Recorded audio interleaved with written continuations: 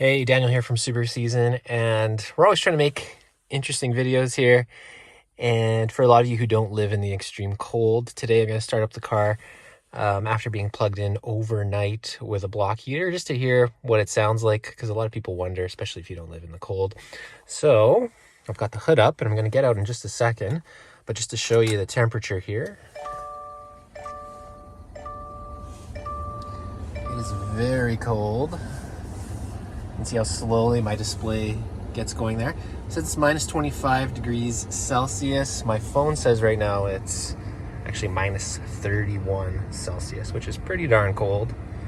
We're gonna get outside. I'm gonna use my remote start to start up the engine, and we'll hear what that sounds like in the extreme cold. We're using zero W20 oil with a battery here. We have 675 cold cranking amps. Let's fire up the vehicle.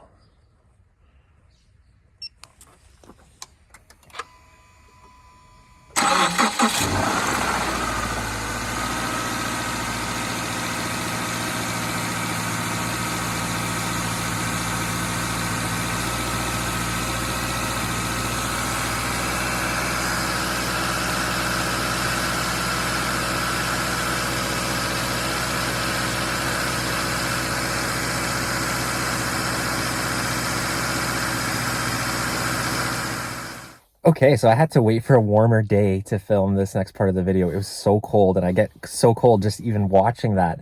Um, if you're thinking about a block heater and whether or not you need one, there are two main reasons why. The first is you want your vehicle to start up. Um, I know a lot of people will say, with today's modern oils and with, a strong battery, that vehicle would have started anyways. And that's correct. It probably would have.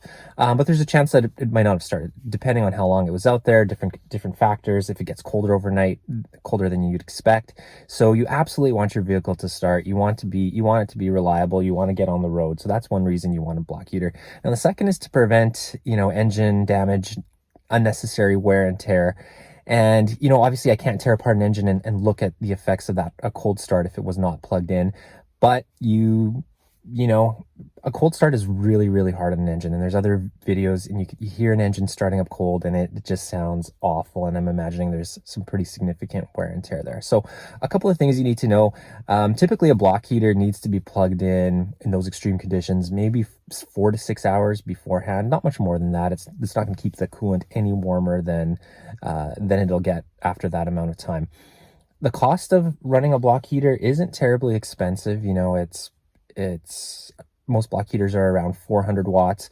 So you could figure that out depending on your cost of kilowatt hours for your electricity where you are. I imagine probably costs 4 to 6 hours here where I live, maybe about 25 cents to keep the car plugged in. So you definitely want a block heater. If you live somewhere cold, it can be a huge thing to have for your car, to making sure that your car is reliable, putting less wear and tear on your engine, less, strain on the battery, and you want to get from A to B at the end of the day.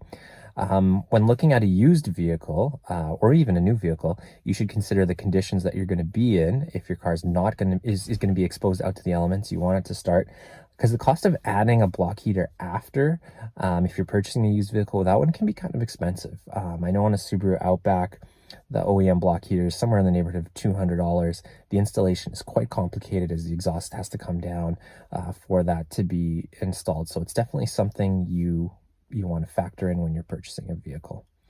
Okay, take care, everyone. Thanks. Leave any comments or questions.